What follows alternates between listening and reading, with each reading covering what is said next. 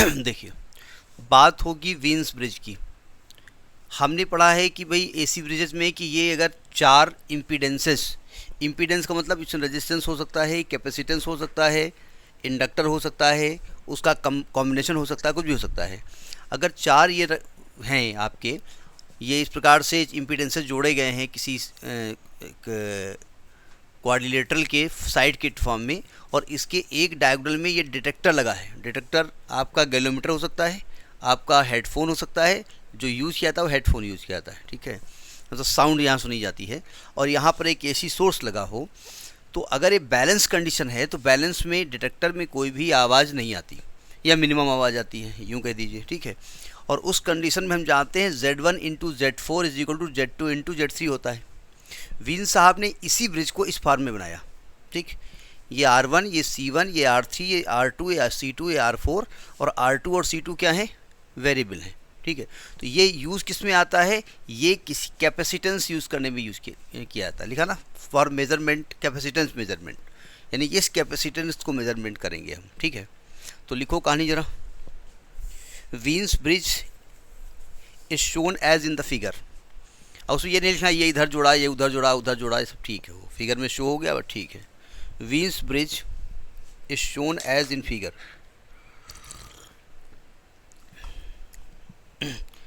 it is used for measurement of capacitance C1. It is used for measurement of capacitance C1. We know that, अब ये diagram हम रब कर रहे हैं, इसकी ज़रूरत नहीं, कुल बताने के लिए है। We know that for the balance condition of AC bridge, for the balance condition of AC bridge,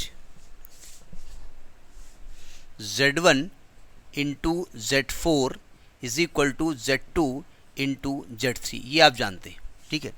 Z1 actually क्या है, AB ब्रिज का रेजिस्टेंस है या इम्पीडेंस कहिए आप। Z2 इस वाले ब्रांच का है, Z3 इस वाले ब्रांच का, और ये इस वाले ब्रांच का है, ठीक है। यानी कि हम अगर इम्पीडेंस निकालें AB का तो Z1 होगा, इसका Z2 होगा, इसका Z3 होगा, इसका Z4 होगा, तो सब निकालें हम। तो इम्पीडेंस ऑफ AB, इसको किससे इंडिकेट किया जाएगा, Z1 से। क्या होगा, ये RC सर्किट है ना, RC सीरीज सर्किट, तो RC सीरीज सर्किट में दोनों रेजिस्टेंस जोड़ दिए जाएंगे, R1 प्लस C1। तो R1 और प्लस C1 कैसे जुड़ता है, C1 का रेजिस्टेंस लिखा जाता है XC, और XC की वैल्यू 1 अपॉन ओमेगा C पढ़ी है आपने, तो यहाँ पर आएगा plus 1 upon J omega C1, याद है ना। अब इम्पीडेंस ऑफ AD ले लो, AD, इसको किससे इंडिकेट करेंगे, Z2 को। यहाँ पर R2 है और C2 है, तो क्या होगा, R2 plus 1 upon J omega C2। मालूम है ना कहाँ से आ रहा है, मालूम है ना वैल्यू कहाँ से आ रही है। अब इम्पीडेंस ऑफ BC लिख दें, जिसको कि ZC से इंडिकेट करेंगे, और BC में क्या है, केवल R3, तो R3 हो जाएगा। इम्पीडेंस ऑफ CD लिख दें, जिसको कि Z4 लिखेंगे, यहाँ पर R4 हो जाएगा। सबकी वैल्यू निकल आई, ये सब वैल्यू उठाइए और इक्वेशन नंबर कहाँ रख दीजिएगा, 1 में। सब्स्टिट्यूटिंग नहीं लिखेंगे, पुटिंग आसान रहता है, जबकि ये रॉन्ग है। All these values in equation 1 रखिए ज़रा। Z1 की वैल्यू क्या होगी, R1 plus 1 upon J omega C1 into Z4 बोले तो R4 is equal to Z2 बोले तो R2 प्लस, ज़रा देखिए कहीं गलती ना होने पाए, क्योंकि हमको 1 2 बहुत गलती होती है, इंटू Z3 है R3, ठीक है। अब इस डायग्राम का काम ख़त्म हो गया। ये आप मान लीजिएगा कि ये R2 और C2 वेरिएबल हैं, इनको एडजस्ट करके हमको वैल्यू निकालनी है C1 की, ठीक है। नहीं, इनका मेन तो यही काम है, यही सर्किट है, लेकिन कैलकुलेशन में अब हमको इसकी ज़रूरत नहीं पड़ेगी, तो हम आगे रब कर देंगे। अब ज़रा ब्रैकेट खोलते हैं, R4 अंदर जाएगा तो आएगा R1 R4 plus R4 upon J omega C1 is equal to R3 अंदर जाएगा R2 R3 प्लस R3 अपान J ओमेगा C2। अब क्या करेंगे, दोनों तरफ के रियल और फिलहाल डायग्राम को रब कर नहीं रहे हैं, दोनों तरफ के हम रियल और इमेजरी पार्ट को इक्वेट कर देंगे। हमने कहा था कि 1/j को आप j बनाने के लिए ऊपर नीचे j से मल्टीप्लाई करना चाहिए, लेकिन क्या फ़र्क पड़ता है, 1/j का कोफिशिएंट ले लेंगे, equating real and imaginary parts,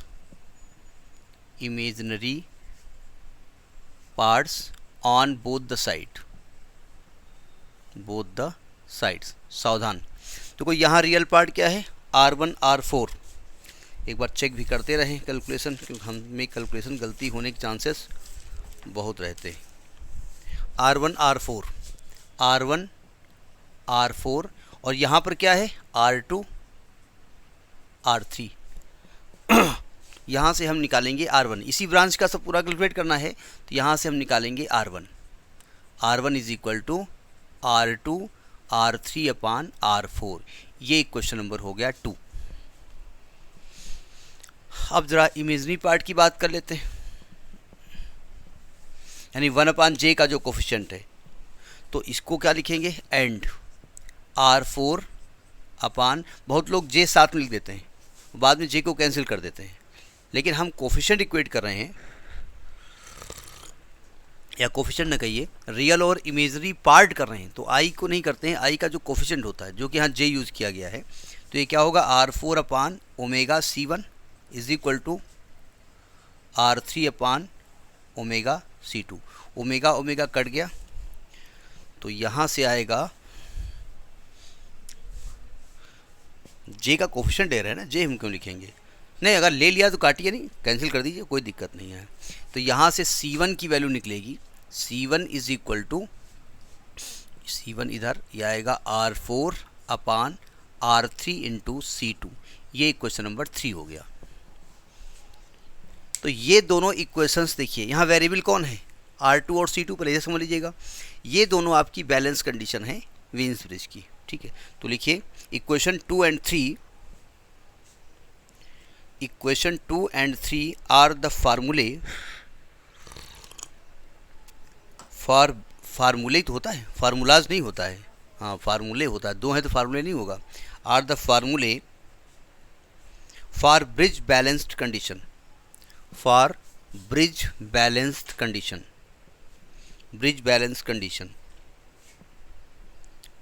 पहली बात, ये एक दूसरे से इंडिपेंडेंट है, क्यों, देखो ध्यान से, हमें सिस्टम में R1 और C1 को कैलकुलेट करने के लिए, या C1 को एक्चुअली देखिए, R1 एक अलग से रेजिस्टेंस नहीं होता है, R1 इसी का रेजिस्टेंस होता है, इसकी वजह से जो होता है, नहीं R1 को कैलकुलेट करने के लिए हमको ये फॉर्मूला यूज़ करना पड़ेगा।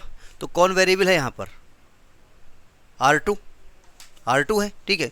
और C1 को करने के लिए हमको R4 को नहीं, C2 को करना पड़ेगा। तो जब हम R2 को चेंज करेंगे तो ये चेंज नहीं होगा, और जब C2 को चेंज करेंगे तो ये चेंज नहीं होगा। तो यानी कि ये दोनों एक दूसरे से के इंडिपेंडेंट हैं, और ये दोनों ओमेगा पर डिपेंड नहीं करते। तो लिख लीजिएगा, these conditions are independent of each other, independent on each other and independent on frequency. यानी ये तो फ्रीक्वेंसी पे भी डिपेंड नहीं करते और एक दूसरे पे भी डिपेंड नहीं करते, इंडिपेंडेंट ऑन फ्रीक्वेंसी। अब इस कंडीशन को सेटिस्फाई करने के लिए क्या करते हैं, हम R2 और C2 को सक्सेसिवली चेंज करते हैं। सक्सेसिवली मतलब होता है ये रिजल्ट लाने के लिए हम R2 को चेंज करेंगे, ये रिजल्ट लाने के लिए हम C2 को चेंज करेंगे। तो लिखिएगा, these conditions are satisfied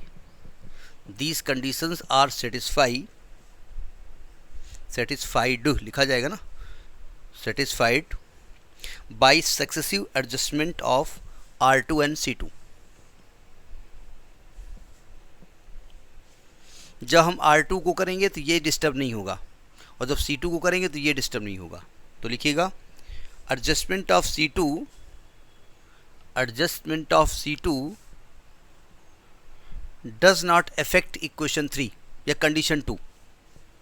adjustment of C2 does not affect condition 2 and adjustment of R2 does not affect condition 3.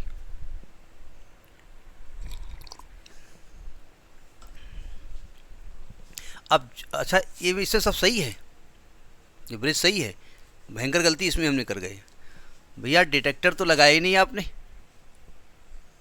भूल ही गए थे। ये डिटेक्टर है जो कि हेडफोन हो सकता है 90% केस में, क्योंकि जब हम लिखवाना शुरू हुए कि भाई मिनिमम या बैलेंस कंडीशन में डिटेक्टर में आवाज़ नहीं सुनाई पड़ेगी, तब समझ में आया डिटेक्टर तो है ही नहीं। तो लिखिएगा when bridge is balanced, when bridge is balanced the minimum or no sound, या तो मिनिमम हो या नो साउंड हो, मिनिमम और no sound is heard in headphone, no sound is heard in headphone.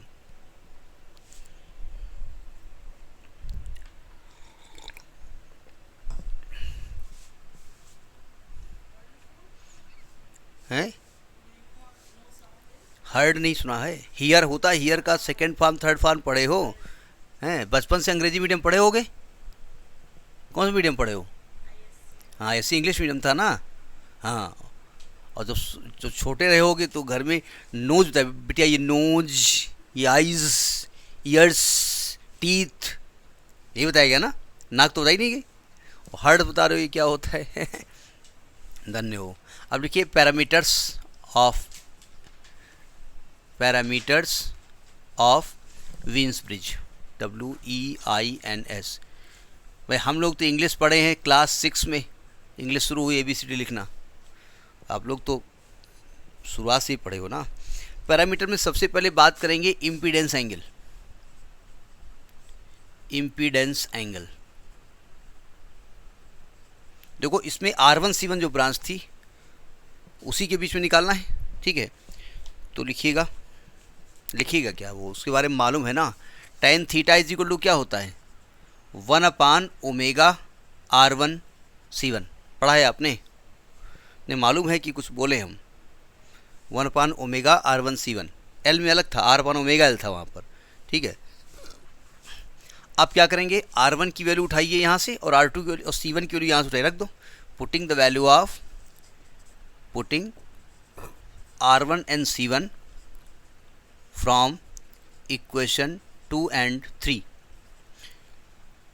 तो tan theta is equal to, चूँकि C1 तो निकालना ही है आपको, वो निकाल लिया आपने, R1 भी निकाल लिया आपने, तो 1/ओमेगा। देखो R1 की वैल्यू देखिए ज़रा, R1 की वैल्यू है R2 R3/R4 इंटू C1 की वैल्यू है R4 C2/R3।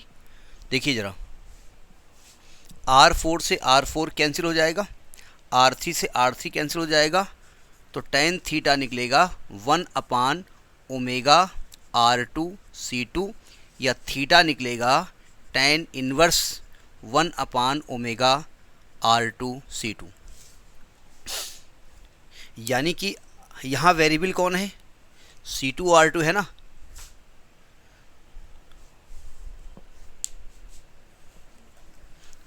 यानी कि आप इसकी वैल्यू एडजस्ट करके थीटा की वैल्यू कम ज़्यादा कर सकते हैं। अब क्या एडजस्ट करेंगे, वैल्यू तो फाइंड कर लिया ना। यहाँ एक चीज़ देख लीजिएगा, यहाँ जो C1 है वो प्रोपोर्शनेट है C2 के, ठीक है, इसको लिखने की ज़रूरत नहीं है। इम्पीडेंस एंगल हो गया। नेक्स्ट लिखिए पावर फैक्टर, नेक्स्ट है पावर फैक्टर। क्या होता है power factor, cos theta. Second बात है पावर फैक्टर की, ये RC सर्किट के लिए यूज़ किया जाएगा। जो ये आपने ये R1C1 लगाया था ना, ये वाला, ये पहले वाला, इसके लिए सब यूज़ किया जा रहा है। इसी में C है और इसी C को हम मेजर कर रहे हैं। पावर फैक्टर की वैल्यू निकालिए कॉस थीटा। तो एक तो तरीका ये है कि जो आपने tan थीटा निकाला है वहीं से निकाल लीजिए, ठीक है। तो कॉस थीटा की वैल्यू आएगी आपकी R1 plus 1/j⍵C1, R1 plus 1/j⍵C1। ये ना पूछना कहाँ से आया है, लेकिन मालूम नहीं हो पा रहा है आपको, हैं? नहीं, ओमेगा C जहाँ पर देखिए, सुनिए ध्यान से, ये एक्चुअली होता है कैपेसिटेंस का रेजिस्टेंस XC, और XC की वैल्यू हमने पढ़ी है इंटर में 1/ωc। चूँकि हम यहाँ पर कॉम्प्लेक्स नंबर यूज़ करते हैं, तो जहाँ पर ωc लिखते हैं उसके साथ क्या लिख रहे हैं हम, jωc। जैसे जहाँ इंडक्टर लगाते हैं, इंडक्टर में उसका होता है इंडक्टिव रिएक्टेंस XL, XL की वैल्यू क्या हम पढ़ते हैं ωL, तो वहाँ jω लिख दिया जाता है। बस ये अंतर है कॉम्प्लेक्स नंबर के केस में, ठीक है। तो एक्चुअली में ये देखिए जो पहली ब्रांच R1 और C1 की थी ना, उसका रिजल्टेंट यही होता है R1 प्लस XC की वैल्यू 1/ωc होती है, ठीक है। तो अब आप करिए R1 और C1 की वैल्यू रखिए, putting the values of R1 and C1। तो cos theta is equal to R1 की वैल्यू क्या है, अच्छा एक मिनट अभी ना रखिएगा, थोड़ा सा चेंज करते हैं हम इसमें, अगले स्टेप पे आप चेंज करेंगे। देखो थोड़ा सा एक चेंज हमारे पास एक बढ़िया सा आ रहा है कि भाई हमको अगर R1 C1 लिखना पड़ेगा तो यहाँ भी लिखना पड़ेगा और यहाँ भी लिखना पड़ेगा। तो हमने ऊपर नीचे R1 से डिवाइड कर दिया, तो अब R1 से डिवाइड कर दो, ऊपर 1 हो जाएगा और नीचे 1 + 1/jωc1 R1 चलेगा। अब हमको वैल्यू यहीं रखनी पड़ेगी, यहाँ कट पिट जाएगा जो कटना पिटना होगा, तो ऊपर हो जाएगा 1/1 + 1/j। अब देखो ओमेगा, अब देखो C1 की वैल्यू क्या है, R4 C2/R3 इंटू R1 की वैल्यू क्या है, R2 R3/R4, ठीक है। R4 से R4 कट जाएगा, R3 से R3 कट जाएगा, तो ये नोट करिए, फिर ऊपर लिखेंगे हम, नोट कर लिया।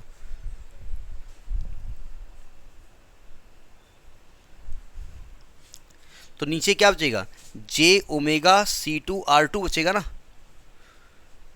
jω ही बचेगा ना। तो यहाँ बचेगा आपका, जब कैंसिल कर दिया तो यहाँ क्या बचेगा, jωc2R2। तो अगले स्टेप में आप क्या लिखेंगे, jωc2R2। चूँकि हमें इसका कहीं इस्तेमाल करना नहीं अलग किसी और उसमें, तो यही रिजल्ट हम छोड़ देते हैं। चाहो तो एलसीएम ले सकते हो, लेकिन ले नहीं रहे। तो ये हो गया आपका पावर फैक्टर। अब आते हैं quality factor, Q factor RC circuit के लिए। तो नेक्स्ट पैरामीटर है यहाँ पर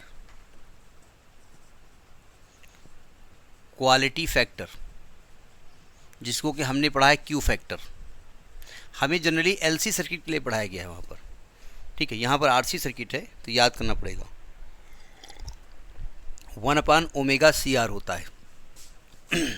Q बराबर 1/ωC बोले तो C1, R बोले तो R1। अब यहाँ पर R1 और C1 की वैल्यू रख दो उठा करके।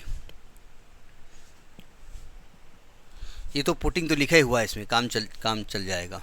Putting the values of R1 and C1, यही यूज़ कर लिया। तो Q बराबर क्या होगा, 1/ω। देखो C1 की वैल्यू क्या है, R4 C2/R3, और R1 की वैल्यू क्या है, R2 R3/R4। R4 से R4 कट गया, R3 से R3 कट गया, तो ये आ गया 1/ωC2R2। ये क्वालिटी फैक्टर हो गया। यानी क्वालिटी जो फैक्टर है वो प्रोपोर्शनेट है 1/C2 के। मतलब अगर अच्छी क्वालिटी चाहिए तो आपको लेस कैपेसिटेंस का कैपेसिटर यूज़ करना पड़ेगा, जो कि आसानी से हम बना सकते हैं, ठीक है। इसके पहले वाले में प्रोपोर्शनेट था, कैपेसिटर की प्लेटें बड़ी बनानी पड़ेंगी, जो कि इम्पॉसिबल रहता था। यहाँ पर ये संभव है। एक और टॉपिक था इसमें, वो क्या था, डिसिपेशन फैक्टर। तो नेक्स्ट और निकाल लेते हैं डिसिपेशन फैक्टर, जो कि क्वालिटी फैक्टर का उल्टा होता है। डिसिपेशन फैक्टर, तो नेक्स्ट है डिसिपेशन फैक्टर। तो फॉर R1 C1, ये किसके लिए यूज़ किया जा रहा है, R1 C1 the dissipation factor, इसको DF लिखे जा रहे हैं, is given by DF is equal to, ये क्वालिटी फैक्टर क्या था, इसको उल्टा कर दीजिएगा, omega R1 C1, omega R1 C1। और ये क्वालिटी फैक्टर का उल्टा होता है, यानी कि डी एफ की वैल्यू वो निकलेगी जो क्वालिटी फैक्टर की, उसको पलट दो, यानी ये आएगा ओमेगा C2R2। तो ये डिसिपेशन फैक्टर का फॉर्मूला है ओमेगा C2R2। तो समझ में आई बात। तो ये आपका वीन्स ब्रिज है जो कि कैपेसिटेंस के मेजरमेंट में काम आता है, ठीक है। अब देखिए जैसे इसके पहले वाले अपने ब्रिज दिए वो इंडक्टर का यूज़ कर उसमें इंडक्टेंस की वैल्यू निकाल रहे थे। तो अब आप कहेंगे भाई सब में इंडक्टेंस निकाल रहे थे तो क्या फ़ायदा है इतने ब्रिज बनाने से, मतलब क्या होता है। देखिए इनकी सबकी रेंज होती है। जैसे ये जो ब्रिज है ये कैपेसिटेंस तो निकाल लेगा लेकिन बहुत हाई वैल्यू उसकी नहीं निकाल पाता है, लेस वैल्यू तक निकालता है। तो बहुत हाई निकालना है तो दूसरा ब्रिज चाहिए, बोले हम इतना तो होगा भाई, इसके बाद वो ये नहीं काम करेगा तो उसके लिए दूसरा काम करेगा, तो वो इसका यूज़ है। इसके बाद नेक्स्ट ब्रिज हम डिस्कस करेंगे, ठीक।